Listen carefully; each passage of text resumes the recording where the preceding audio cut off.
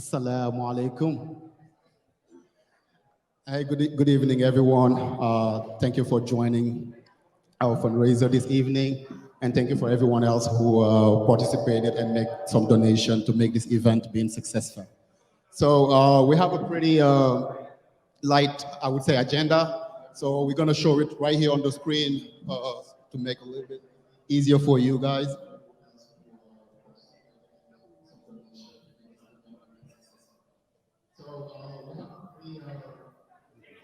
So real quick, we're gonna start with a quick kickoff from Siraji, our, I would say, sorry. Well, léegi Siraji moom mooy commencé and bu Siraji pare am nañ ay speakers am nañ ay invité yoo xam ne ko dinañ wax donc Ibrahima Dramé dinañu join via Zoom link Ibrahima Dramé bu pare Moussa Sall dina dem Moussa Sall foog naa bu pare sorry I need to fix this.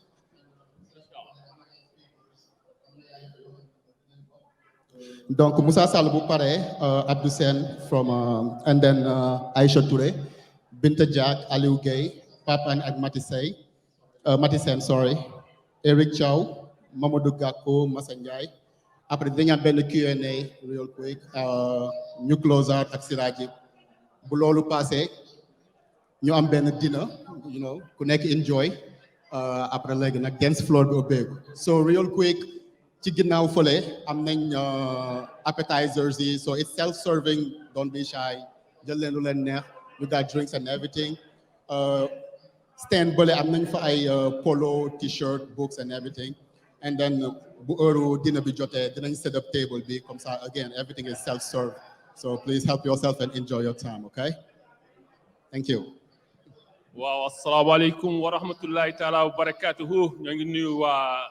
jotaay bi yëpp di nuyu waa Columbus di nuyu waa Cincinnati di nuyu waa Cleveland di nuyu waa Dayton comme que affaire baa ngi commencé guddee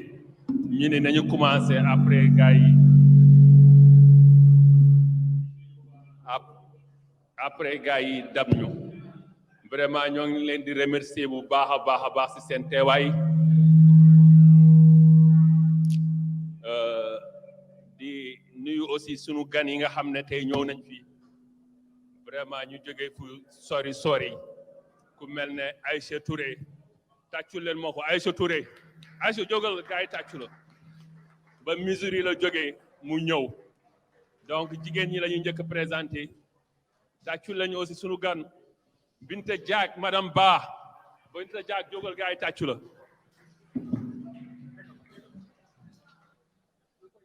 aussi am na aussi sunu beneen gan bi nga xam ne vraiment il est venu spécialement du Sénégal il s'appelle Ndiaga Seck Ndiaga jaru ngay toog tàccu la ma Ndiaga il est venu spécialement pour la fête l'événement bu loolu weesee ñoo ngi nuyu bureau bi yëpp que ça soit la section de Ohio ou le bureau de des cellules ñoo ngi leen di nuyu di leen remercier gars yaa ngi si yoon bi ñoo ngi ñëw que la fête soit belle. Que ma taxawal fi Ousmane la tudd Ousmane Diop daanaka moom moo nekk le membre fondateur de la cellule de Pastef à Columbus moom mooy le fondateur donc moom daanaka moom mooy lépp ñun dañ ko doon gunge rek jusqu'à présent moom mooy sama adjoint loo moo tax mu taxaw fii donc ñoo bokk liggéey. may leen ko loxo. Inch'Allah may leen ko loxo. Donc, je vais m'en vous lire un discours que j'ai écrit, donc qui porte sur 3 points. Lire. Donc, je demande de la patience. Vraiment, je sais que je vais tout, Inch'Allah. Donc, dina en français tout, mais Wolof bi aussi mon si. Ngeen déglu ñu attention rek Inch'Allah. Militant de Pastef, Parti africain du Sénégal pour le travail, l'éthique et la fraternité. Sympathisants et invités parmi nous, assalamu alaikum. Tey ku nekk mun nga fàttaliku ni nga ñëwee ci Pastef waaye loolu amul solo lu am solo mooy lu tax ñu ñëw ci Pastef. Donc Pastef est le seul parti au Sénégal qui présente un programme innovant, alternatif et audacieux pour un changement équilibré, calibré et faisable du Sénégal, de la ville des périphéries et du Sénégal des profondeurs. Ba léegi programme boobu moo fi nekk les mêmes hommes et la même croyance donc gëm-gëm bi nga xam ne moom la ñu am bi ñu jógee ba léegi moom moo fi nekk loolu moo ñu génne suñu kër yi tey ñu ñoo mën nañoo toog fii di waxtaan suñu biir di xool nu ñu avancer le parti bi. Nous sommes là aussi cette soirée du 26 mars 2022 à Ohio pour rendre un vibrant hommage à nos martyrs tombés à Nero sous les balles d'hommes de loi hors la loi. Donc ay hommes de loi yi nga xam ne dañoo violer suñuy loi. Mais également pour prier pour le repos de leurs âmes. Vos noms, vos actions, votre héroïsme resteront à jamais gravés dans nos mémoires. Et votre destin commun et tragique raconté de génération en génération. 13 hommes, 13 jeunes, le plus âgé avait 35 ans et le plus jeune avait 12 ans. Partis à la fleur de l'âge,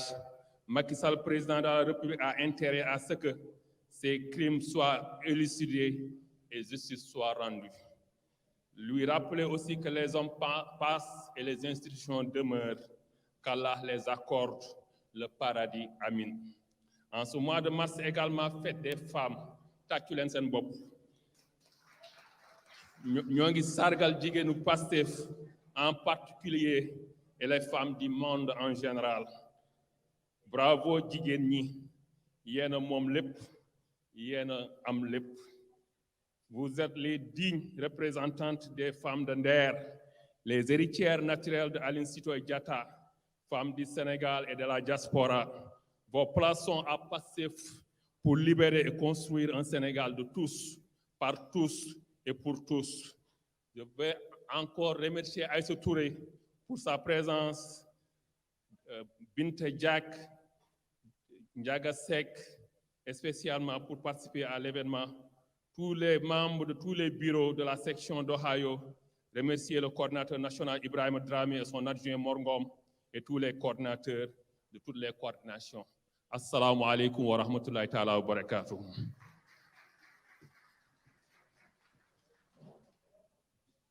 Assalamu alaikum wa rahmatullah. maa ngi nuyu waa Columbus yëpp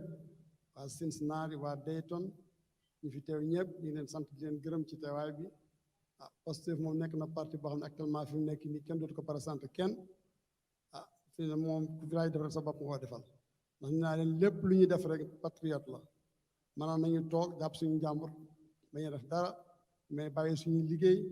tam jaral ñu ko ndax lépp suñu réew rek moo tax waaw vraiment ñu ngi leen di gërëm di leen sant yéen ñi fi teew ñëpp góor ak jigéen mag ak ndaw képp ku fi teew rek sa bopp nga ko defal lépp Sénégal rek waaw président Ousmane Sonko ñu jàppale ko mu jël réew mi l'an 2024 ñëpp gis ci seen bopp ndax actuellement li fi nekk moom nekk na loo xam ne moom jurul ñëpp xam nañ ne réew moom actuellement tegul ci aw yoon daal ñu yaakaar Ousmane Sonko nag topp ci ginnaawam jàppale ko mu jël réew mi l'an 2024 ñëpp gis ci seen bopp loolu la ñuy ñaan ñu ngi leen di gërëm di leen sant yéen ñëpp mag góor ak jigéen mag ak ndaw sama coordinateur bi Siraji Ba vraiment nekk na koo xam ne moom daañu jël yëf yi rek daf ko yëfi boppam quoi jaral ko lu nekk nag fu mu jëm fu mu ko àggale àgg na lool sori na lool ndax bi mu ñëwee fekk moo nekk ci ñu waxtaan après mu ne ma daal léegi man ko actuellement yëf yi màggul lool ndax fi ne boo xoolee mën naa ne man 25 personnes képp laa am après bi mu jëlee nag ñu àndi liggéey vraiment yëf yi fi ne macha allah day na wax ñëpp ci gis seen bopp yaatu na lool waaw maa ngi leen di gërëm di leen sant yéen ñëpp góor jigéen mag ak ndaw waa Cincinnati waa Dayton waa Columbus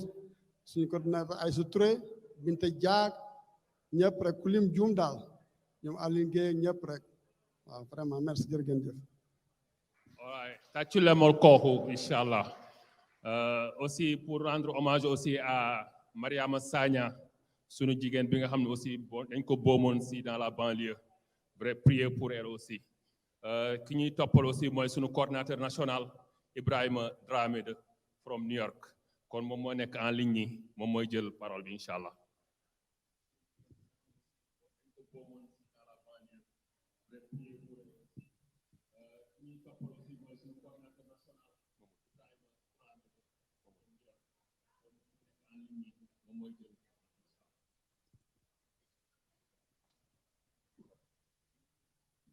Merci beaucoup, mon frère Siragi,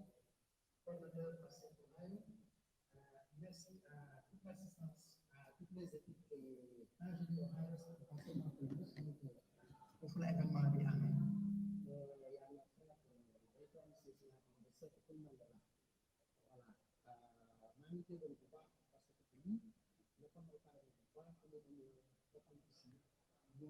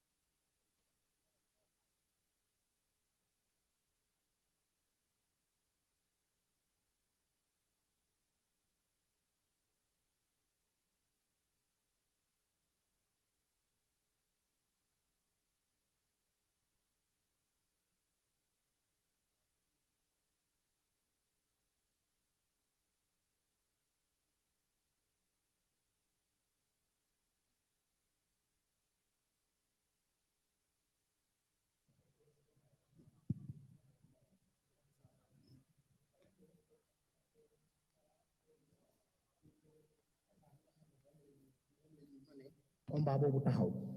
Donc, je ne peux pas trouver un meilleur exemple que ce que je vois ici à Ohio, bien que New York l'ait fait, mais le fait que Ohio aussi relevé le défi, wane na vraiment, on va se battre jusqu'à ce que li nga xam ne commencé na fenn ñun aussi mu egg fii et s'il le faut ñu tracer une voie pour d'autres sections au niveau des États-Unis, là où c'est possible, que les gens se regroupent pour des événements de manière. Donc, lii vraiment leadership bu mag ngeen fi wane. Je sais que coordination Ohio, vraiment, c'est une coordination qui regorge de patriotes vraiment aguerris. Commencez par votre coordonnateur. Ñu ci bëri sax avant sax loolu liggéeyoon naa ak ñoom boobu maa ngi nekkoon ci commission électorale. Donc, vraiment, j'ai tout le temps dit que s'il faut trouver des hommes de valeur de Pastef aux États-Unis, Ohio ne sera jamais en reste. Wane ngeen ko encore par cet événement-là. Vraiment, ma leen di souhaiter une excellente soirée. Di leen ñaanal ba lépp li nga xam ne séntu ngeen ko ci yàlla suñu borom defal leen ci loo xam ne sax moo raw li ngeen ci séntu. Voilà, donc di leen remercier bu baax di leen loo kàddu. Asalaamaaleykum. Vraiment, ma leen di souhaiter une excellente soirée. Di leen ñaanal ba lépp li nga xam ne séntu ngeen ko ci yàlla suñu borom defal leen ci loo xam ne sax moo raw li ngeen ci séntu. Voilà, donc merci coordinateur Ibrahima Dramé, moom mooy suñu coordinateur au niveau national. Donc, il est à New York, vraiment un gars extraordinaire qui fait son travail comme il le faut, Inch'Allah. Léegi ñoo ngi jox parole bi Moussa Sall, moom mooy le représentant de la cellule de Cincinnati. Ok, Moussa. Tàccu leen ma ko waaye tàccu leen ma ko. Thank you, man.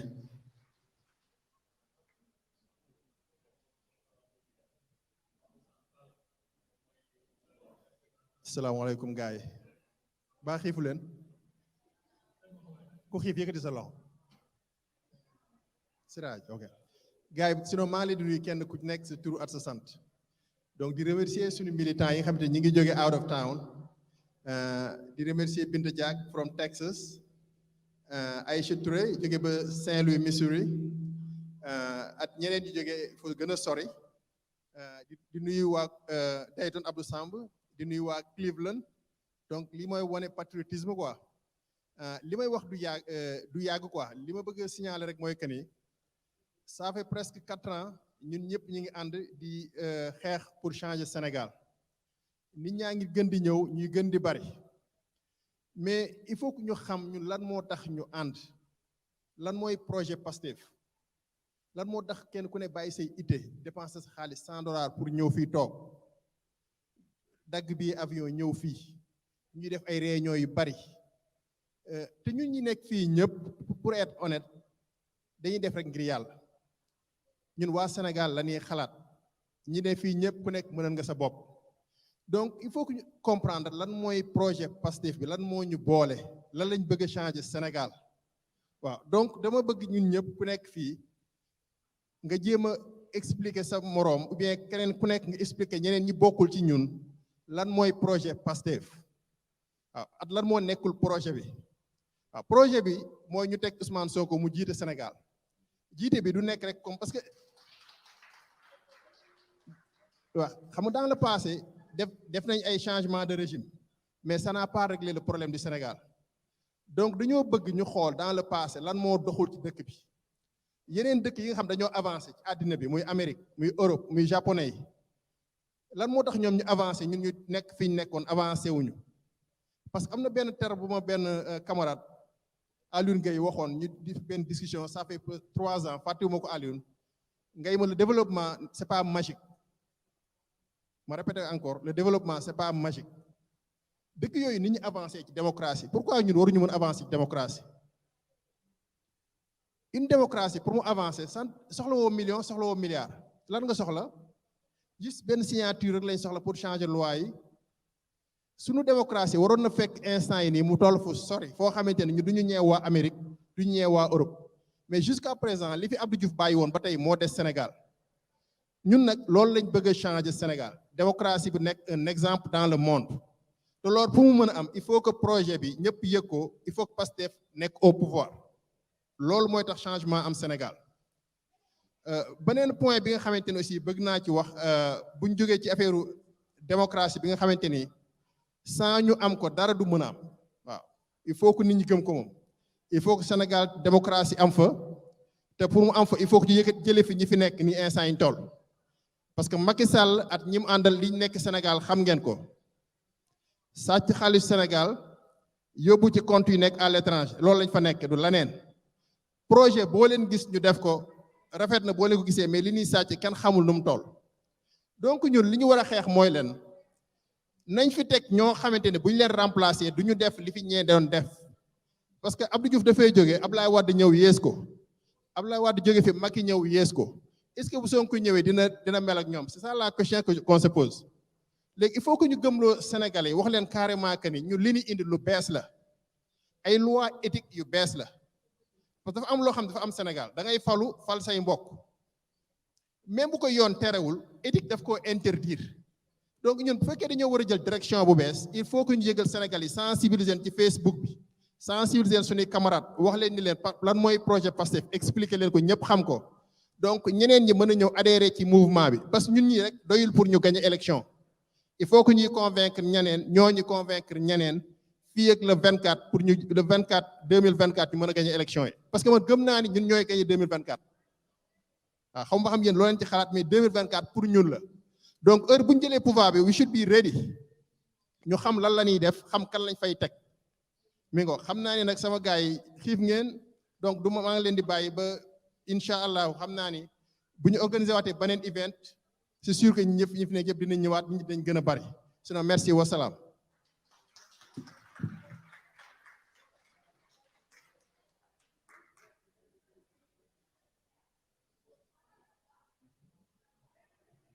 Merci Moussa vraiment discours bi am na solo next Abdou Samba la moom mooy sunu représentant cellule Dayton moom aussi moo nekkoon sunu ancien coordinateur de la section de Ohio Abdou.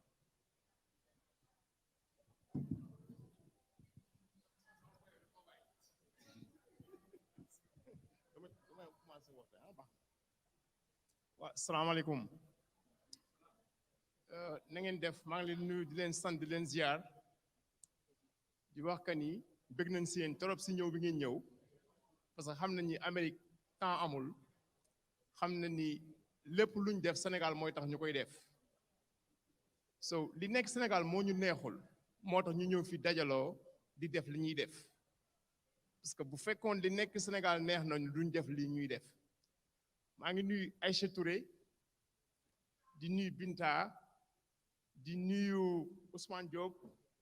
di nuyu ma teg ko baax ok di nuyu ñëpp quoi ñëpp ñi nekk fii lépp kon ni ma koy wax rek wax dafa metti man moom mënumaa wax duma wax kat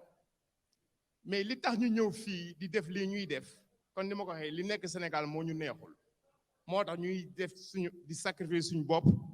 di def suñu xaalis di def suñu temps di def lépp pour jëlee li nekk Sénégal foofu ni fa loo xam ne dafa bees parce que c'est possible lu mën a nekk la te surtout ki nga xam ne mooy suñu dirigeant dafa neex a jaay parce que dafa ñëw li nga xamee ni moo nekk Sénégal neexu ko mu indi leneen lu bees loolu nag lañ bëgg ñu def tout ba 2024 ñu fal ko pour mu liggéey Sénégal ñu mën a dem Sénégal liggéey vraiment maa ngi leen di remercier ñëpp wax ma mënuma ko wasalaam merci beaucoup.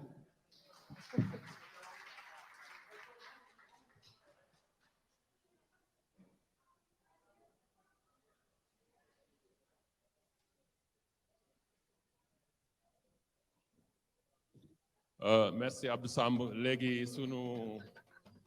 speaker beneen bi mooy soxna Aïcha Touré tàccul la ma ko bu baax a baax a baax a baax a baax a baax a baax a baax moom luy njaag moom mooy njaag moom moo vraiment elle a tout fait pour le parti Pastef moom moo nekkoon sunu coordinatrice c'est une rassembleuse day liggéey te du wax ju bëri loolu moo am solo asalaamaaleykum wa rahmatullah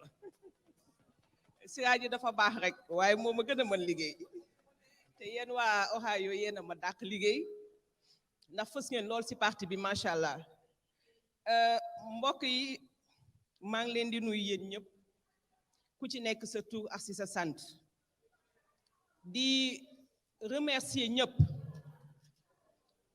di leen wax ne invitation ak honneur bi nga xam ne moom ngeen ma defal fépp fu ngeen ko nat ci mbégte weesu na fa. Ça m'est allé droit au cœur. Et je rappelle que ce n'est pas la première fois parce qu'il y a quelques mois,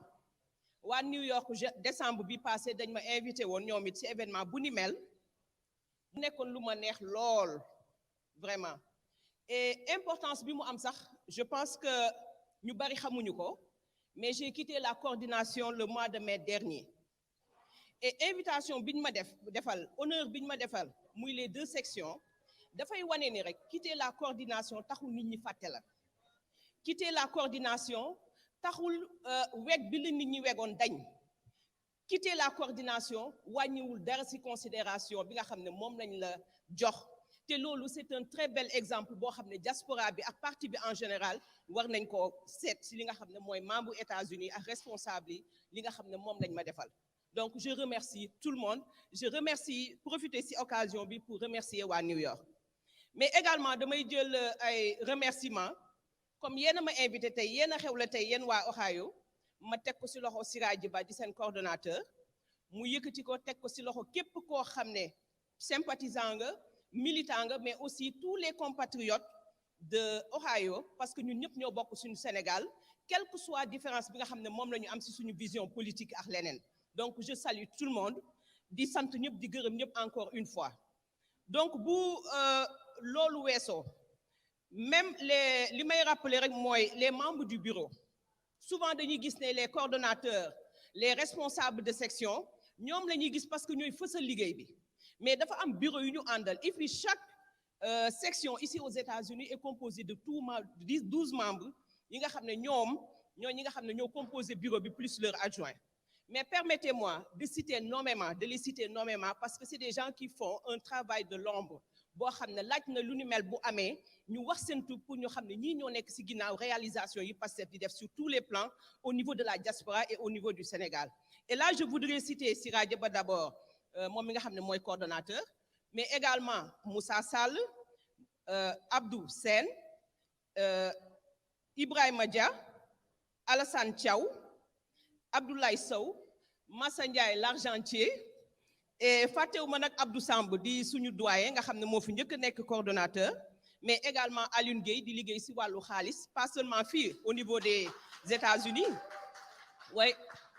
mais au niveau de la diaspora ñu bëri ràññee nañ ko si fonds yi Pastef di dajale mu si def liggéey bu am solo bu discret. Et il y a Mamadou Diouf, Ami Camara qui est responsable des femmes. Ami chaque fois damay wax ne bu Pastef doon kër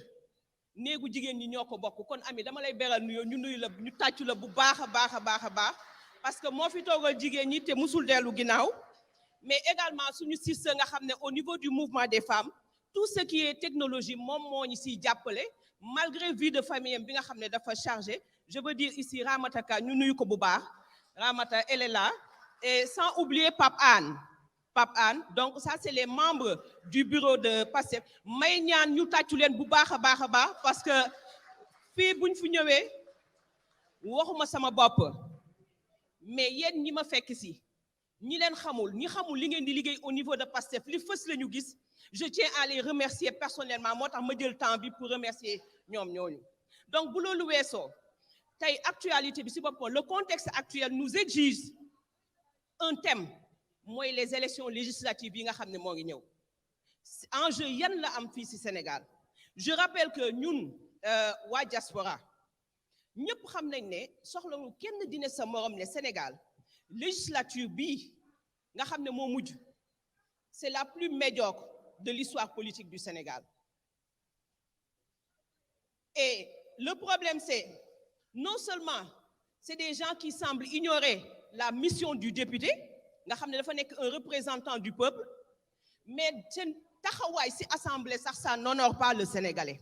ça n'honore personne ça nous fait honte ñun ñi nga xam ne nous sommes dans la diaspora surtout nga xam ne dañu nekk suñuy nawle nekk ci des pays d'accueil yoo xam ne c'est des exemples de démocratie. Léegi loolu qu'en est-il de la diaspora des représentants de la diaspora? Je rappelle qu'en 2017, excusez-moi, l'idée de donner 15 députés à la diaspora, c'est une idée qui a été très bien accueillie dans la diaspora. Tout le monde avait applaudi. Parce que la diaspora, aujourd'hui la diaspora constitue, en tout cas en 93, des Sénégalais de la diaspora qui avaient plaidé, ñoom ñoo newoon nañu wutal député waa diaspora bi des représentants au niveau de l'Assemblée nationale en 2013, parce que chiffre yi exawul. Déjà, ils parlaient de 2 millions de Sénégalais à l'extérieur du pays. Donc, c'est une force démographique non négligeable. Sur le plan financier, le ministre a dit l'année dernière que nous devons participer à hauteur de 1300 milliards par an. Et là, c'est l'argent qui passe par les circuits officiels. Nous devons lu ko doublé wala lu ko triplé mi ngi jàpp beneen circuit. Donc, bu du woon ñun waa diaspora bi aujourd'hui kër yu bari tas nañu, sans compter nos investissements au niveau du pays. Donc maintenant, force boobu nga xam ne ñun am nañ ko, chers compatriotes, est-ce que nous méritons d'être laissés en rade? Et pourquoi je le dis? Parce que nous avons élu 15 députés. Et je parle à la diaspora. Diaspora bi yëpp laay waxal. Est-ce que 15 députés yooyu y a pas, ou bien peu sont les Sénégalais qui peuvent vous citer nommément les 15 députés de la diaspora? Bariwul ñu leen mën a citer. Rare ñoo siy def liggéey bi nga xam ne moo taxoon ñu fal leen. Et ici, pour le compte de l'Amérique et de l'Océanie, notre député, rares sont ces gens ici qui connaissent son nom. Te jaakaar naa ne nit koo xam ne yow la fi toogal di saytu say mbir di taxaw pour say mbir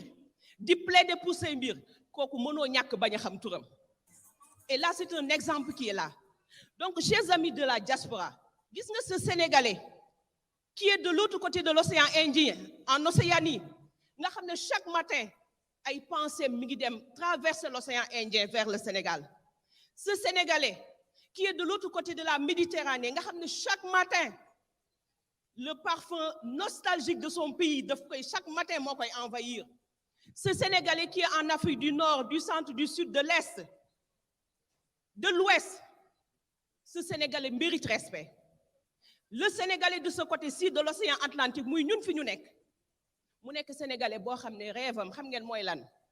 que chaque fille et fils du Sénégal ait les mêmes opportunités que lui-même, soit à New York, à Montréal, dans le Missouri, ou encore fille à Ohio. Ce Sénégalais mérite d'être représenté dignement à l'Assemblée nationale. Et regardez ici, ce Sénégalais mérite et même doit exiger une représentation. Je ne parle pas de figuration à l'Assemblée nationale. bi nga xam ne dañuy fàtte mais ces Sénégalais très braves ils doivent être représentés à l'Assemblée nationale, une représentation qui portera et assurera un suivi de toutes nos préoccupations pour des solutions pérennes. Donc, mbokku diaspora, je m'adresse à toute la diaspora sénégalaise. Ces braves fils du pays qui sont dehors et tey ñoom bu doon tey Sénégal tant la ñoom ñoo téye piqué yi. Ces Sénégalais, nous sommes 267 000 inscrits sur fichier électoral bi à travers la diaspora. On n'a même pas 50% qui votent. Imaginez que si 200 000 de ces 250 000 votaient, ces figurants, au niveau de l'Assemblée nationale, ils seraient tous dehors et on serait représentés par des gens dignes. Nous avons diaspora pour que nos aspirations, nos préoccupations soient prises en charge et que nos voix puissent retentir à l'Assemblée nationale. Kon mbokk yi, des na ci ñun. La balle est dans notre camp pour changer la donne. Avant 2024, essayons d'avoir la majorité à l'Assemblée nationale. Et je vous remercie.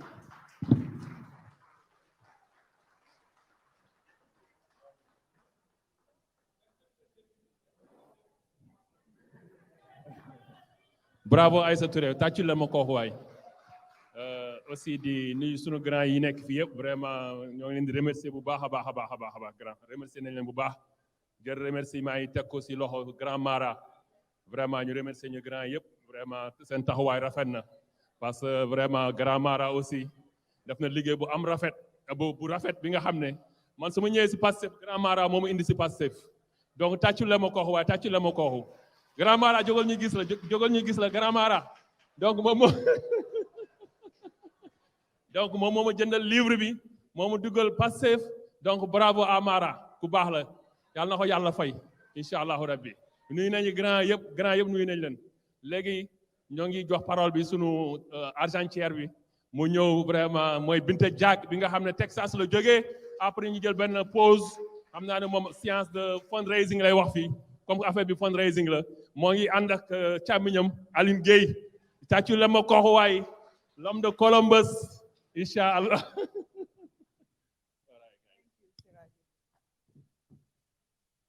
mais da ngeen ma saboté parce que dama war a wax après Aïcha discours bu baaxee nii lan laa ciy teg waa maa ngi nuyu ñëpp j'espère que ñu ngi may dégg bu baax salaamaaleykum na jege ok Aline tey nga maa teel micro bi bokk thank you waaw maa ngi nuyu ñëpp salaamaaleykum man la Binta maa ngi jóge Texas pour ñi ma xamul man maay présidente commission finance donc ñun man maay diriger les forces occultes de Pastef ndax efficace man nag sama team mu ngi am tous les trésoriers de Pastef section USA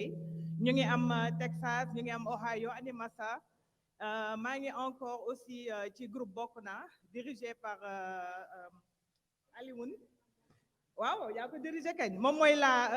the brain so pour just expliquer finance Pastef ni muy doxee d'abord am nañu déjà carte de membre yi nga xamante ne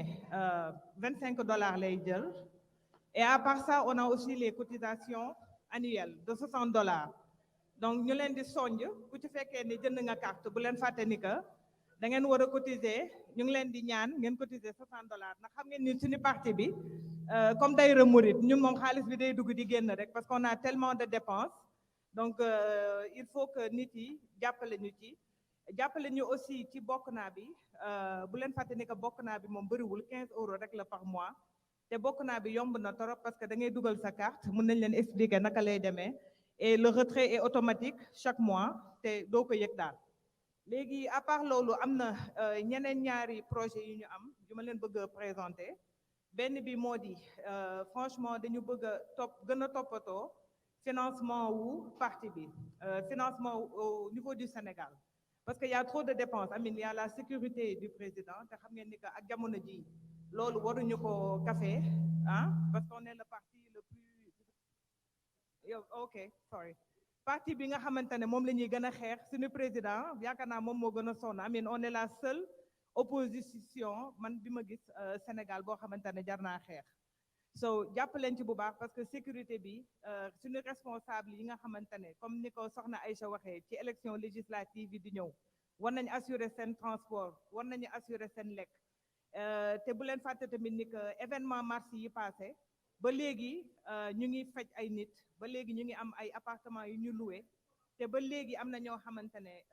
ñii ñi ngi perdre seen loxo ñii ñi ngi perdre seen ay bët seen ay cër mënutuñu liggéey donc ñun ñoo leen war a jàppale ndax sacrifice boobu ñu def comme ñu nekk ñu sur le terrain néew ma tamit li ñuy def dafa ñàkk fayda waaye lépp li ñu mën a def rek moo di jéem a participer financièrement à ce combat là so am na tamit beneen bokk naa bi ñu lancé boo xamante ne bëgg nañu membre bu nekk soo ko mënee ak soo ko antanee nga joxe 50,000 CFA par mois moo di à peu près $100.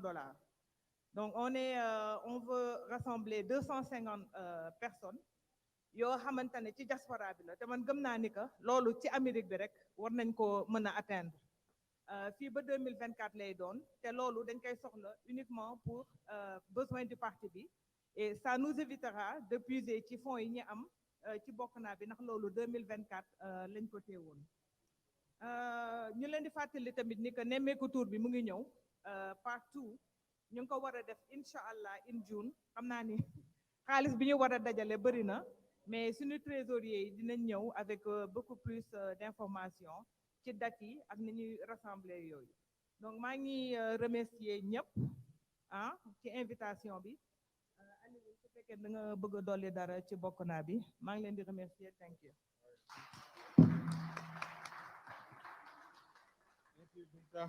Okay, thank you so much. kooku mooy Binta Diack yow Texas la jógee donc moom mooy la présidente de la commission finance de PASTEF USA donc mi ngi def liggéey bu rafet actuellement ci PASTEF donc PASTEF USA xaalis yi ñu fiy dajal yépp ci loxoom lay jaar donc ñu jàllale ko waa Dakar maa ngi leen di nuyu gars yi yéen ñëpp man la Aline Gueye donc comme vous savez li ma ci yokk rek ci li Binta wax ci affaire finance bi mooy nii PASTEF ses besoins en financement dafa bëri lool déjà sécurité Ousmane Sonko rek xaalis bu bëri la parce que yéen ñëpp gis ngeen ko mi ngi dem Ziguinchor di ñëw Dakar donc déplacement yooyu muy def yëpp il a besoin d'une sécurité rapprochée ba pare bëri nombreuse soo leen defee tuuti jàngat rek da ngeen gis ni bi ñu commencé il y a 2 ans ak léegi le nombre de garde-corps yi wër Ousmane Sonko yokk na donc ñoo ñëpp parti bi daf leen a yoreel fay donc chaque fin du mois dañuy jéem a xool nan lañ leen di fayee et je peux vous dire que ni il y a des mois yoo xamante ne affaire bi dafay ñàng trop donc dañuy wër ci gaa yi am nga dara dajale jox gaa yooyu mais nag yàlla daf ñu dimbali parce que garde-corps yooyu yëpp yéen ni ngeen bëggee Ousmane ñun bokk ni ñu bëggee Ousmane ñoom ñooñu ko gën a bëgg ñun ni ñu nekkee patriote ñooñu gën a nekk patriote donc c'est des gens yoo xam ne ils se sacrifient seen life dañ koy joxe parce que dañoo gëm projet bi c'est pas que dañ leen di fay de ba dañ leen war a fay mais ñoom dañoo gëm projet bi d'une manière extraordinaire donc loolu chance la mais c'est juste pour highlight que ni le parti a vraiment besoin de l'argent donc Binta li mu doon wax nii c'est une nouvelle initiative bu gars yi jël parce que dañu gis ne besoin en financement pour fonctionnement parti bi rek ça tourne autour de 10 millions par mois léegi li ñuy dajale de temps en temps muy ci bokk naa bi muy ci nemmeeku tour bi et cetera doyul pour parti bi donc ce que les gens ont fait mooy ñu calculer ne 10 millions yooyu nan lañ ko mën a amee ñu ne suñu amee 250 personnes à travers la diaspora donc muy États-Unis muy France muy Italie et cetera 250 personnes yoo xam ne mën nañoo volontaire ne chaque mois mën nañoo génne 50,000 francs jox ko parti bi là dinañ am 10 millions yoo xamante ne loolu pour fonctionnement exclusif bu parti bi donc li ñuy fayee garde corps yi ak déplacement en carburant yi nga xamante ne président moom la war a def donc loolu vraiment bëgg nañ ci assistance bi avant ñu fi jógee su dee am na ay volontaire ñu bindu su ko defee ñu boole leen ci liste boobu xam nga man moom je suis volontaire voilà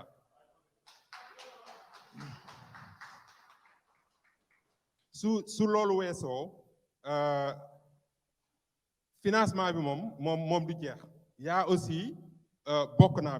bi on l'avait lancé il y a 2 ans. Donc Bokna bi l'idée était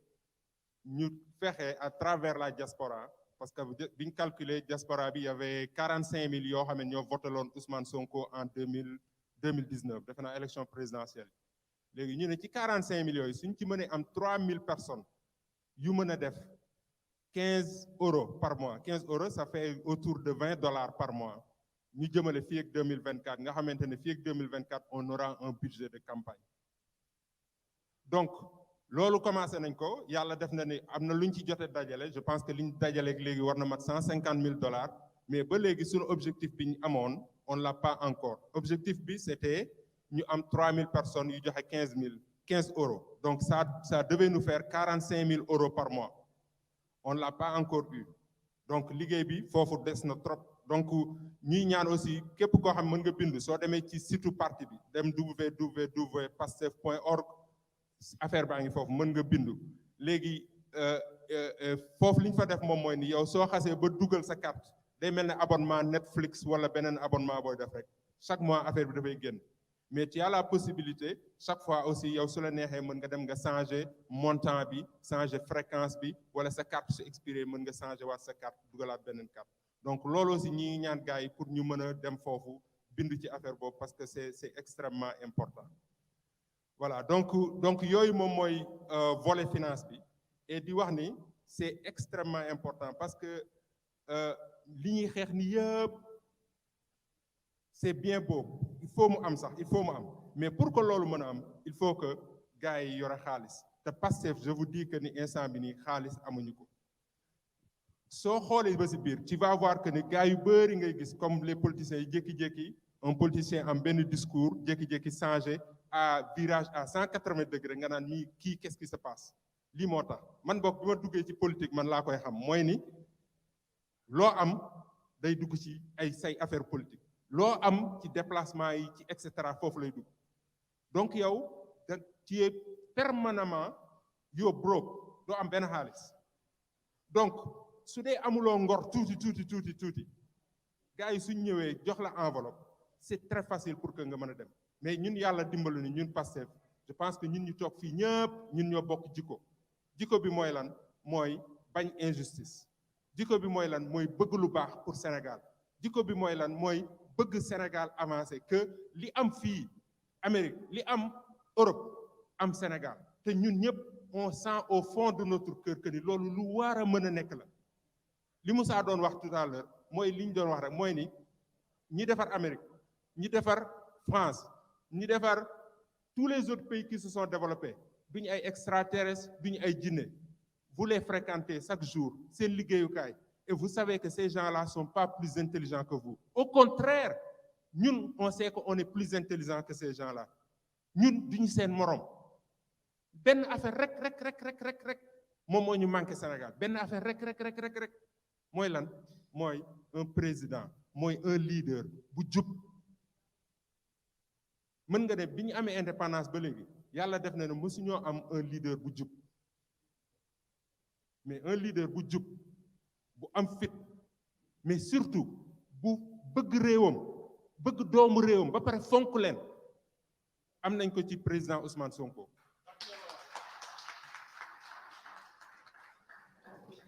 donc ñun liñ mën mooy don de soi boobu ñuy wax don de soi pour la patrie don de soi nag mooy sacrifice la sacrifice en temps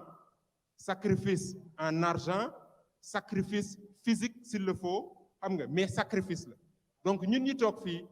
ci diaspora bi yàlla def na vraiment am na ku ko fi wax tout à l'heure ñun namuñu dara yàlla def na ne ku ci nekk mënal nga sa bopp donc am na loo xamante ne nag ñun ñoo ko war a mën a def mooy ñuy jëkkati sunu alal lu mu tuuti ñu dugal ko ci parti bi bu kenn xeeb dara muy $1 muy $2 et cetera bu kenn xeeb dara donc anytime ñu am benn spare change nañ xalaat ne lii Pastef war na ko mën a soxla ñu jël ko jox ko Pastef et je pense que loolooy objet wu diine bi tey jii ñu def ni donc diine bi dañ ko def benn dîner de gala mais fundraising la pour jëkkati xaalis jox ko parti bi su ko defee ñoom ñu mën a def seeni activité et gëm naa ne élection législative yi ñuy dem nii on va gagner ça incha allah élection présidentielle yi moom it's a done deal d'abord it's a done deal donc yàlla nañ ci yàlla yóbboog jàmm vraiment ñu sunu mëbët àgg Sénégal avancé ba ñun ñëpp ku ci nekk peut-être mën a dem ñibbi mais surtout que sunuy rakk sunuy doom et cetera dootuñu sax obligation wu immigrer dem à l'extérieur pour mën a tekki voilà donc gars yi je vous remercie avant may terminer aussi di nuyu sunu futur député bi man moom mooy sama candidate moom Aïcha Touré waaw voilà donc jërëjëf. He's breaking the rules, man. He's breaking the rules. waaye xam nañu Aline Gueye il est libre donc c'est ça quoi merci Aline Gueye vraiment discours bi am na solo j'espère que tàccu la ma Aline Gueye waaw suñu jógee si loolu gars yi def naa ne dinañu am benn fiche bi nga xam ne dañu ko circuler comme ça gars yi nga xam ne dañuy pledge pour fundraising bi donc on a un fundraising event il faut ñu def ko vraiment su fekkee gars yi mën nañu pledge wala joxe xaalis vraiment dina am solo loolu buñ si jógee nag ñu woo Pape Anne ak Mati Sène def naa nekku fi xam na Mati Sène Pape Anne waaw Pape Anne moom mooy le responsable de la commission massification au niveau de la section de Ohio tàccul la moxo bu baax moo yore mbir yëpp lépp li nga xam ne massification la moom moo ko yore moom wax Eric ñoom ñooy team quoi ñoom ñooy équipe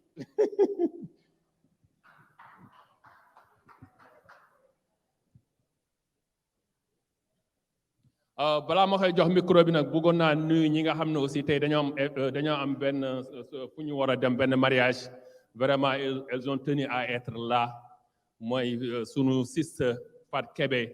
mooy aussi sunu sister Fat Mbay mooy soxna May ñoo leen di nuyu tàccul la même bu baax a baax a baax a baax merci beaucoup. salaamaaleykum waa Pastef asalaamualeykum bismillah honneur aux femmes. waaw man maa ngi nuyu ñëpp ku nekk sa tur ak sa sant et puis ñoo ngi kontaan nañu aussi ci participation bi vraiment lii yaakaaruñ ko woon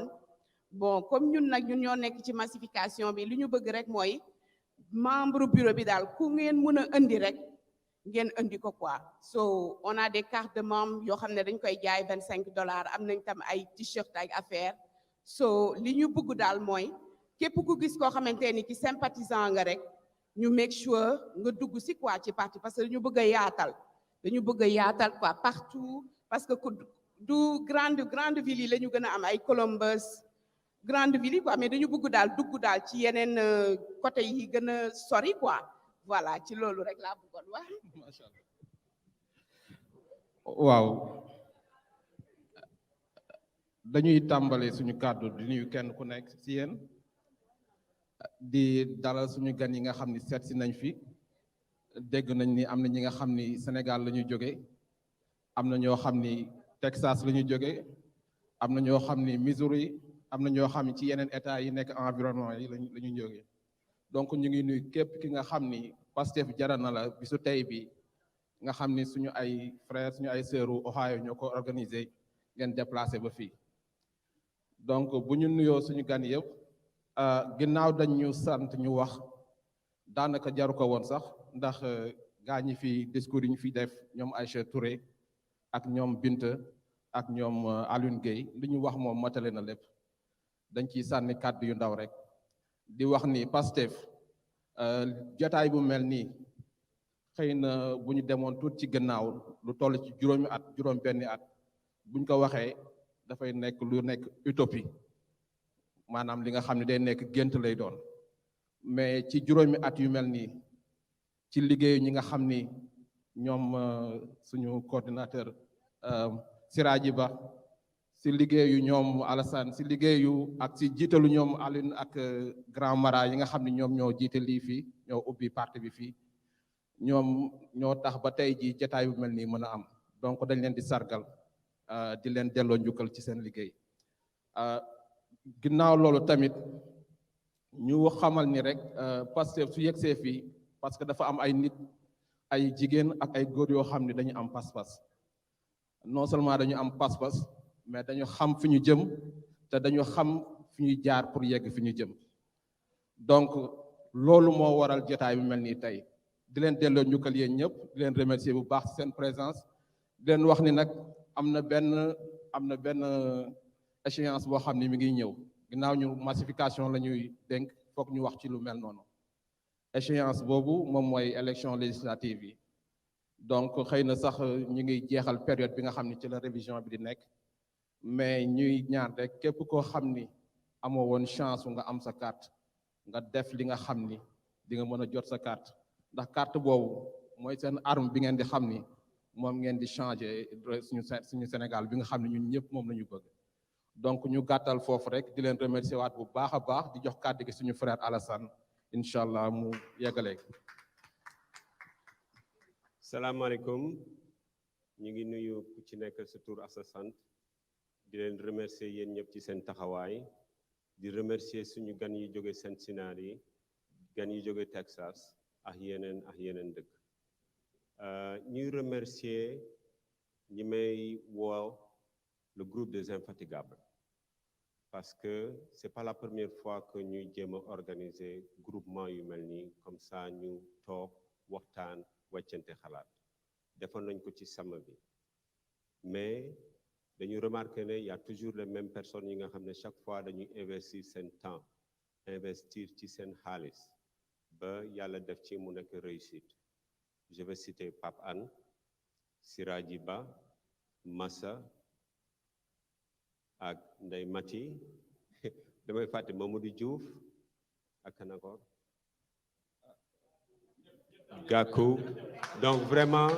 c'est le groupe des Infatigables lu ñu xewle dañ ci taxaw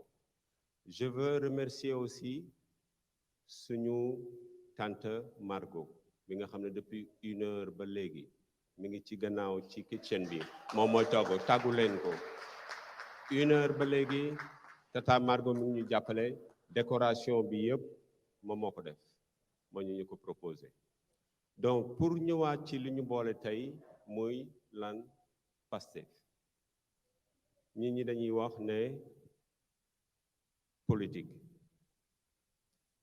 ñun ñu ne on fait la politique autrement nañu jéem a xalaat ci conviction bi ñu war a am parce que nit ku nekk dëkk bu nekk da nga war a jàng sa leçon histoire bi ñu génn ni mooy les événements de mars dernier mu indi benn soulèvement populaire boo ko seetee amul njiit bu taxaw ne lii la donc lu ne ñu koy wax donc c'est l'injustice mauvaise gestion l'impérialisme jàngoro yi nga xam ne yépp gis nañ ko Sénégal te mën na fi deñ te dafi war a deñ parce que pour nos enfants parce que l'enfant africain l'enfant sénégalais ils ont droit au sourire à l'éducation à la santé te boo seetee da ngay gis ay xale yu ndaw la ñu faat seen bakken 12 ans 14 ans 16 ans tey liñ ci war a jàng mooy lan ñun ñi ngi fii extérieur di leen supporter liñ ci war a jàng mooy lan ku ci nekk na nga góorgóorlu yore sa carte ëllëg njiit bu fi nekk te deful liggéeyam mu dem njiit bu fi nekk deful liggéeyam mu dem loolu lan moo koy indi ne ku nekk na jéem a am kartam ëllëg bu ñu nee élection nga sànni bul toog rek ne oh élection yi du changer dara ça change parce que lii xew Sénégal mars bi passé ku waxoon ne dina am Sénégal kenn du ko gëm te loolu xale yooyu ñu fat seen bakken waruñu leen fàtte ba Sénégal ba ila yomi din te ñun li ñu mën a def mooy jël suñu carte inscrire voter on doit s'engager loolu la amoon lu may partager ma leen di jaajëfee bu leen fàtte suñu mbokk bi nekk ci gannaaw soxna Mbacké borom café Touba café Njaareem all right jaa ngeen jëf merci beaucoup léegi dinañ jël benn pause comme ça ñu commencer lekk parce que xam naa njaayeen yi xiif nañu. donc soxna Mbacke moom mooy la nouvelle recrue vraiment loolu aussi am na solo bu baax léegi dañuy jël benn pause comme ça am nañu benn liste bi nga xam ne ça va passer ñëpp ñi nga xam ne dañoo bëgg a pledge pour joxe fond si fundraising bi they can do it by Zelle wala ñu bind pledge après ñuy wàccee affaire yi def naa ne aussi loolu aussi pexe la quoi incha allah su fekkee sama financier yi d'accord nañu si loolu loolee wax it's good waaye donc dañuy jël temps jël pause tuuti wax ji mel na tuuti comme ça yéen ngeen noppaleku salaamaaleykum.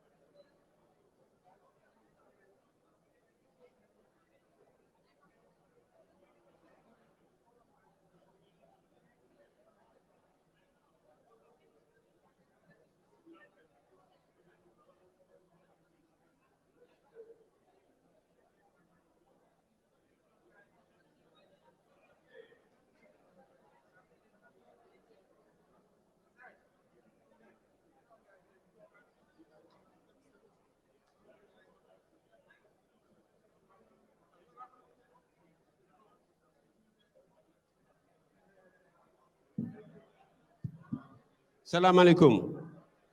mais lekk bi salaamaaleykum lekk bi mi ngi nii à côté self service la please jóg leen ngeen service seen self so mi ngi nii comme ça ñu mën a continuer merci.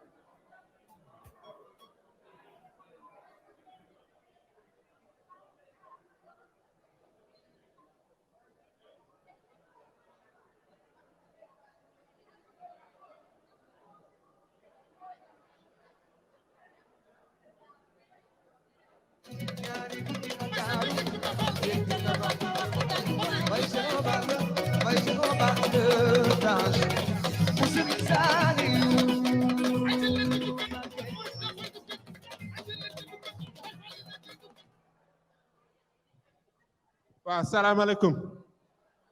gaa ñi lekk yaa ngi na la nag self service la ma ne self service la lekk yaa ngi nii moom wër na fi yëpp donc you know mën nañoo xewlu def affaire sekkeen yooyu affaire jaween yi après ñuy soog a ñëw quoi ok voilà merci.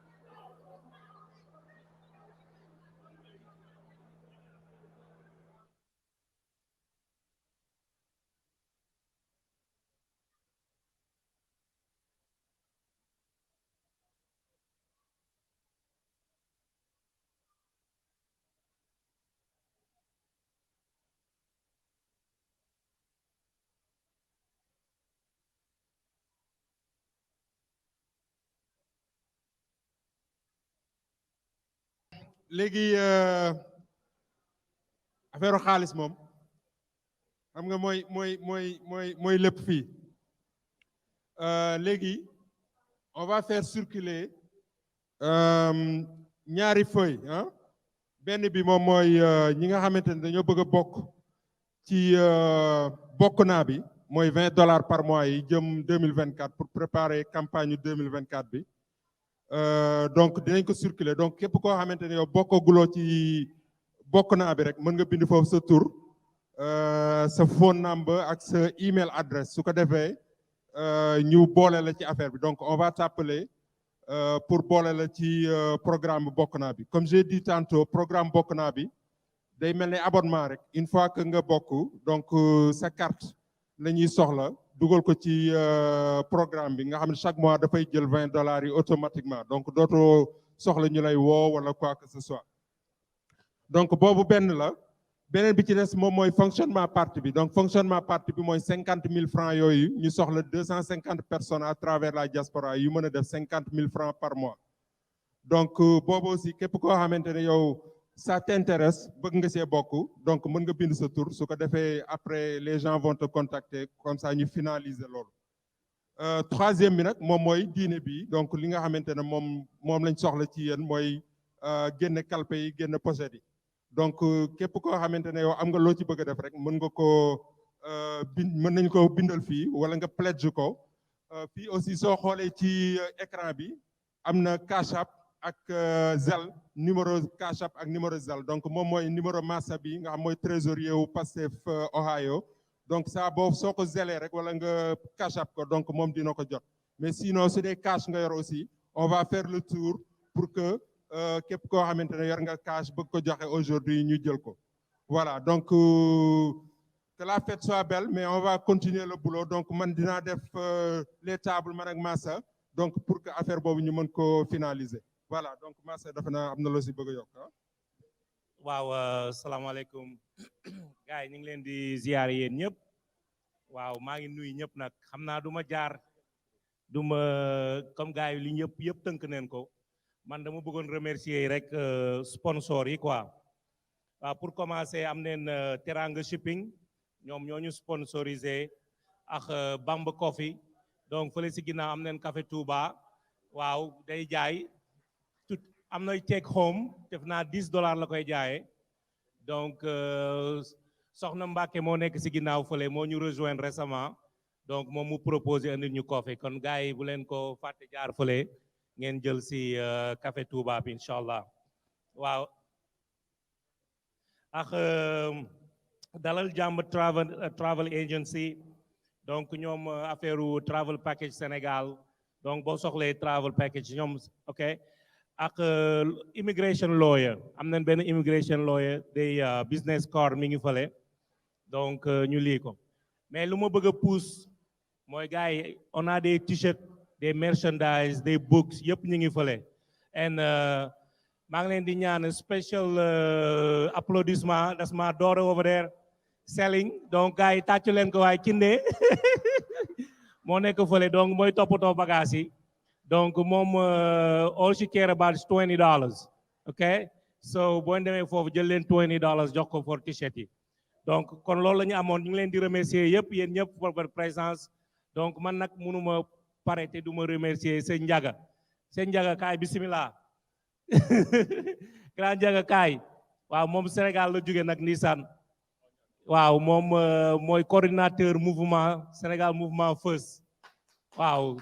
Sénégal la jóge barke démb la soog a ñëw donc moom foog ñu boole ko ci affaire bi bii mooy deuxième fois bi nag la fois prochaine waa grand grand welcome aywa gars asalaamaaleykum mbooloo mi waaw maa ngi leen di nuyu yéen ñëpp ku nekk sa tur ak sa sant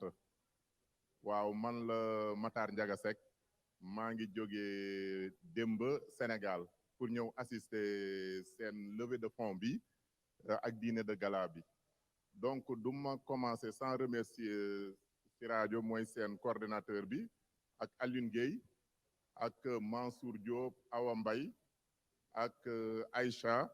vraiment mooy ñi nga xam ne ñoo ma gën a xëcc pour ma ñëw ma fekkee seen diine bi te vraiment rëccuwuma ko bon li ñuy wax rek Pastef famille la Pastef man je me dis que du parti famille la parce que dafa bel ne ñoo bokk ndey bokk baay man nag maay président mouvement Sénégal First Sonko 2024 parce que ñun lu ñu tax a jóg mooy yóbbu Sonko palais de la République du Sénégal 2024 ñun loolu mooy suñu taxawaay ci Sénégal waaw donc on se bat nuit et jour pour uniquement ñun Ousmane Sonko la ñu gëm parce que projet om doy nañu projet om mooy lan c'est pas pour nous c'est pour nos enfants pour ëllëg bon pour ëllëg parce que man damay ne ñun suñu wàll wéy na donc suñu wàllu doom yi ñoo fi ne parce que ñun lu ñu daj ñun ñaanuñu yàlla suñu doom yi daj ko parce que métti na torop torop donc ñu ngi leen di ñaan man daal dama leen di remercier parce que li ngeen def nii mooy Pastef te Pastef comme on le dit souvent c'est une famille ñun ñoo bokk ndey bokk baay di yëkkateen door di naanaleen door donc maa ngi sargal aussi sama sister Aïcha Touré mi nga xam ne mi ngi fi Aïcha maak moom du tey bi 88 ba tey ñooy ànd ñoo bokkoon classe bi ñuy def 6e secondaire di chemineen door ba tey kon tey su ma ñëwee fii tey ma dajee feek moom sama wareef mooy ma sargal ko c'est une jigéen ju man góor la mi ngi nii te loolu daf ko yàgg wone bi ñuy nekk xale ba tey elle était toujours devant nous les garçons à l'école mi ngi nii Aïcha man awma kersa wax loolu def ma musa raw ci classe bi donc Aïcha tey bu taxawee fii discours bu mu wax vraiment damay ne lu dëggu la ci moom te ñëpp nañ ko jàppale waaw man naa je suis fier d'elle vraiment je suis très contente d'elle nañ ko jàppale incha allah mu jëm kanam je vous remercie tous macha allah sant naa leen gërëm naa leen donc rëccuwuma woon li ma doon defee kilomètres yu bëri parce que voyage bi maa ngi ko préparé mercredi soir jeudi ma ñëw donc c'était dur pour moi mais vraiment content naa trop et je remercie tout le monde vraiment jërëjëf macha allah. waaw kon encore une fois grand Ndiaga merci bien moom nag dafa xaw modeste quoi mais mouvement Sénégal First mouvement bu nekk ci social bi la donc gars yi ñi nga xam ne dañu bëgg a xam loon what the mouvement about mën ngeen ko aborder incha allah moom dina leen ci wax waaw donc encore une fois Café Touba baa ngi ci ginnaaw sucré yi salé yi drink yi but the merchandise ok t-shirt yi Sénégal lañ jógee barka démb di remercier ñaade moo ko indi donc et also we have some books ok les livres yi $27 la rek gars yi donc lamb leen poche yi donc maa ngi leen di nuyu encore une fois yéen ñëpp di leen remercier de votre présence jërëjëf. Félicitations Massa moom daawul woon yàgg si micro bi waaye tey moom yàgg na si micro bi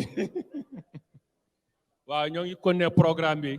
comme ça ñu jeexal après ñu bal bi mën a commencer quoi léegi ñoo ngi woo Ami Camara ak Fass Samb ak Daba su fekkee mën nañu joindre si podium bi Ami Camara Daba Mbeng ak Fass Samb Ami Camara moom mooy responsable jigéenu Pastef Ami Camara tàccu la ma ko waaye waa ñëw rek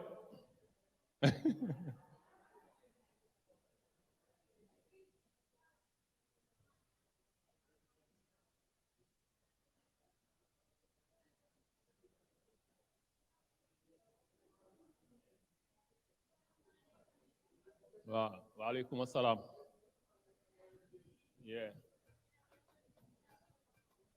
Daba Mbengue nga ngi ne moo ngi ñëw Fass Samb laa gisagul waaye après Ami Camara dina commencé ak Margot Diop Margot moom dafa jàpp si biir waaye ñii mooy ñi nga jigéen ñi nga xam ne dañuy jàppale si liggéey bi bu baax a baax a baax a baax a baax a baax dama bëgg ngeen tàccul ma maire yi donc suñu sœurs yi vraiment ay jàmbaar lañu ku nekk si ñoom rek ànd na ñoom Cincinnati Washington New York fépp fu ñu mënti dem ñoom la ñuy àndal donc ñoom vraiment elles ont toujours été présentes vraiment ñoo leen di nuyu bu baax a baax.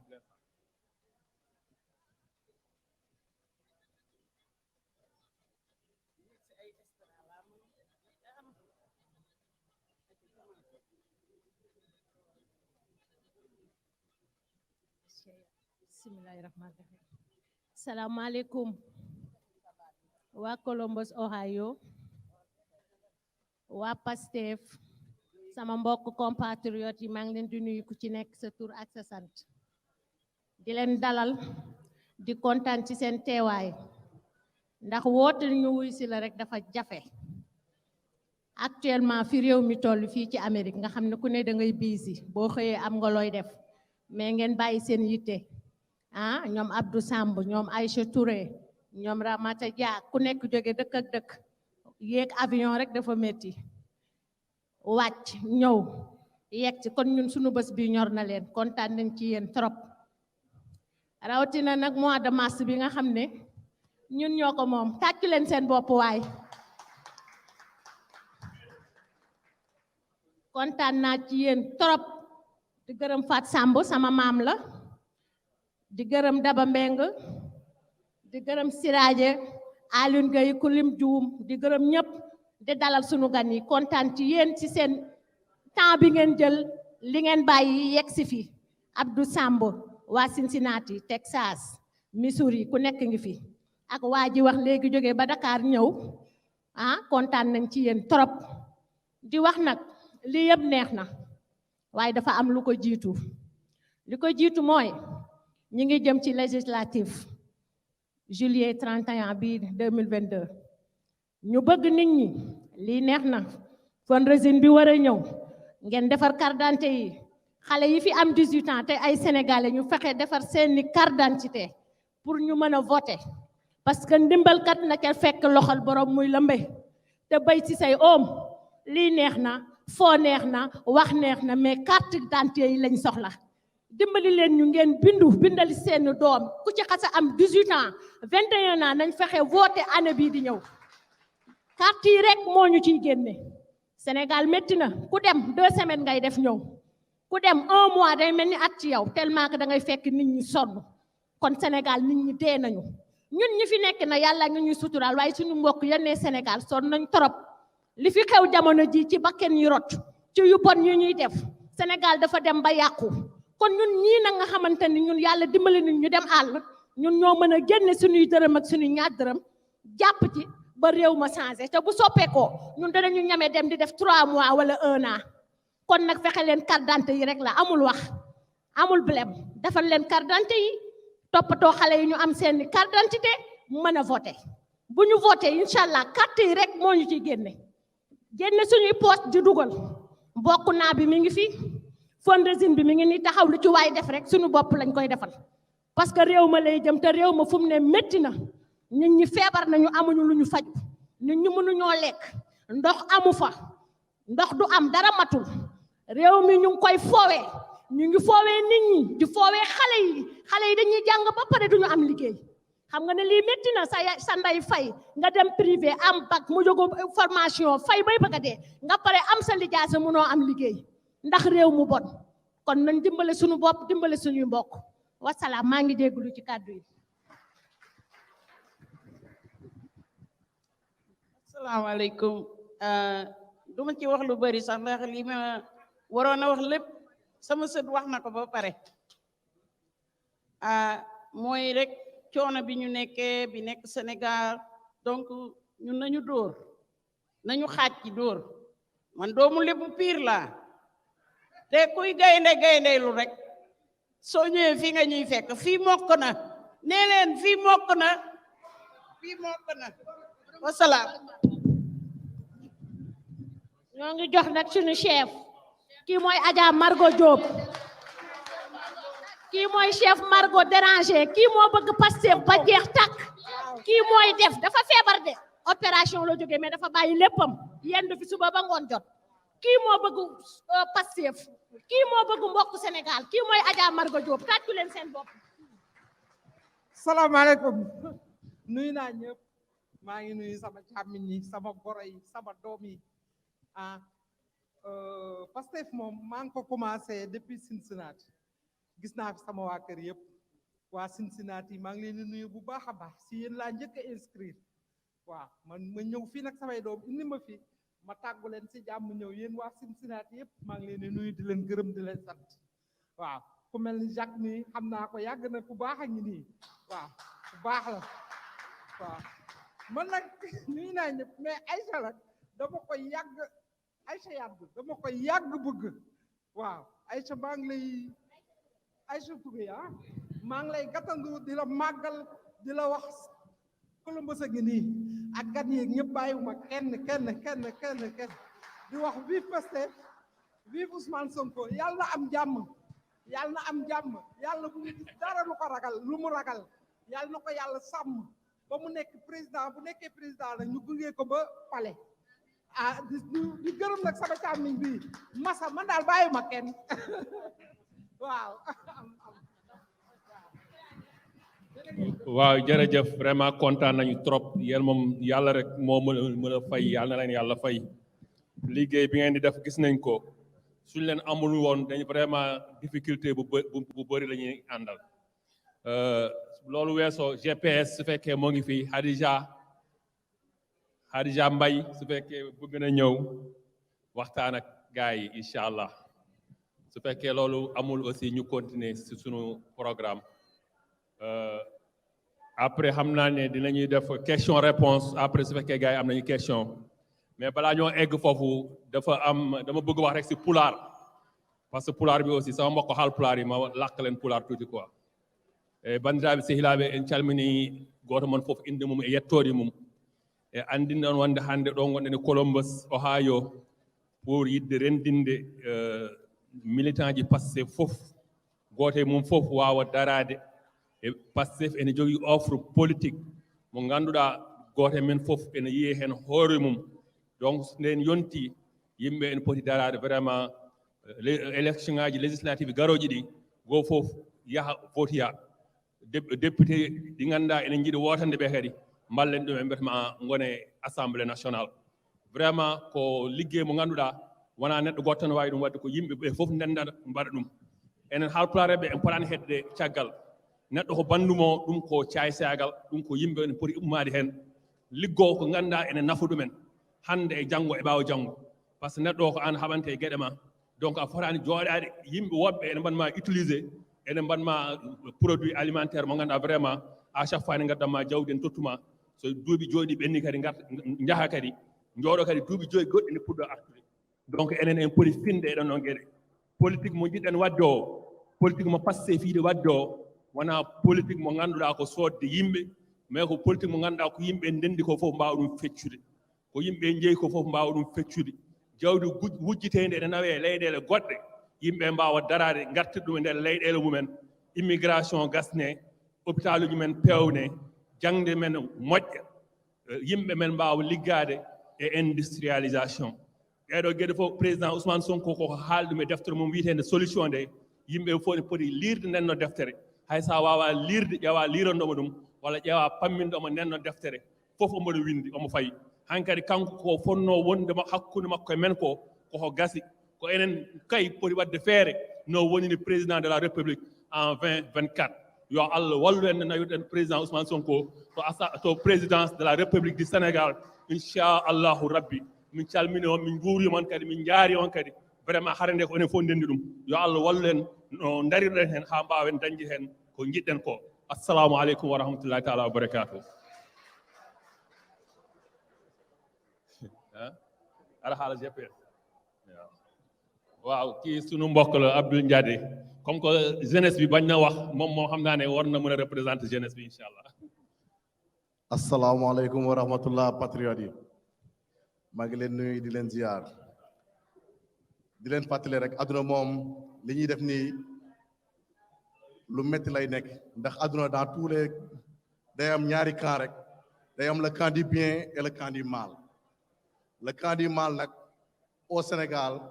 incompétent yi ak nationalistes yi ñoo ko composé ñiy taxaw di prôné la neddoo ko bandum loolu yëpp day wane ne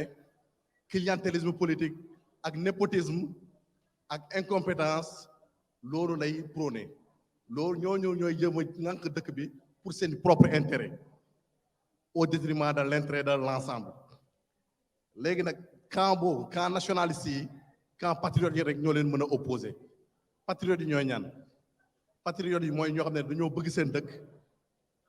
ba pare ubbeeku ci adduna bi non seulement bëgg nañ seen dëkk mais suñu gisee keneen koo xam ne bokkul ak ñoom gis-gis wala bokkul ak ñoom xalaat wala bokkul ak ñoom culture dañ koy embrasser déglu ko xam na ne mën nañoo jàng ci ñooñu dara ndaxte ne adduna bi ci diversité ci la nit ñi di avancer wee donc li ngeen di def nii dafa am solo man dama bëgg a remercier rek benn xeetu patriote boo xam ne teewuñu fii duñu ñëw réunion duñu def dara mais saa bu ñu laajee cotisation dañuy cotiser te duñu ñëw bugguñu feeñ dañuy cotiser ñooñu ñu am solo lañ amuñu carte Pastef mais ñu ngi toog seen ruq di daas fanaanal di fanaanee daas di bokk ci xeex bi man ñooñu laay gën a remercier beneen xeetu patriote boo xam ne mooy day bàyyi temps day bàyyi njabootam day bàyyi liggéeyam ñoo pour teewal lii ñooñu amuñu seen fay ñooñu ñooy dëgg-dëgg patriote yi te ñooñu ñu ngi koy gis ci assistance bii tàccu leen seen bopp yéenay patriote yooyu vraiment amuñu seen fay merci ñu ngi remercier Orso Aïcha Touré coordonnateur Abdou Samb depuis ba ñuy tàmbali boobu temps pour gis sax ku nekk Pastef fii problème la woon mooy wane ne affaire yi mu ngi dox 2024 soreetul mais man mi jóge Sénégal mardi xam naa ne 2024 incha allah dëkk bi dina changé parce que mal gouvernance day dañ Sénégal dafa jot li ñëpp bokk ku nekk gis ci sa bopp je vous remercie. waaw bien dit donc su fekkee si mbooloo mi su fekkee am na ñi nga xam ne dañoo bëgg a wax wala poser ay questions comme ça ñu jox leen micro bi ñoom ñu intervenir incha allah mbooloo bi su fekkee am na ñu bëgg intervenir parce que mbir mi la ñu bokk. Donc pour vous dire que vraiment ñoo ngi jëm si ay échéances yi nga xam ne vraiment très importantes lu mel na les élections législatives le 31 juillet 2022 dinañ ñëw parrainage il faut ñu def ko parrainage au niveau des États-Unis il faut ñu def ko donc dinañ ñëw fëgg seen bunt yi pour laaj leen seen carte d'identité ñu remplir ko bi yoon c'est la taille la ñuy laaj donc ce n'est pas dafa naa ne la signature on ne signe plus léegi taille bi la ak numéro carte d'identité bi la ñuy jël bind ko si fiche bi après ñu déposer ko incha allah donc on voudrait vraiment suñuy candidats yi nga xam ne dañ leen di choisir au niveau de la diaspora ñu nekk ñu am li nga xam ne moom la ñu soxla pour vraiment mun a vraiment jongante ak ñeneen ñi kon su fekkee am na ñi nga xam ne su fekkee amul aussi dama bëggoon aussi remercier le groupe bi nga xam ne moom moo toppatoo mbir mi yëpp mooy Eric Alassane Thiaw mooy Pape Anne Massa Ndiaye Mamadou Diouf Margot Mati Sène donc ñii ñooy ñi nga xam ne vraiment ils ont dépensé des heures des jours pour vraiment li ñu def tey li mu mun a antu donc koofu lañ koy arrêté rek ba incha allah ba beneen yoon que la musique sonne asalaamaaleykum wa rahmatullahi taala wa barakaatu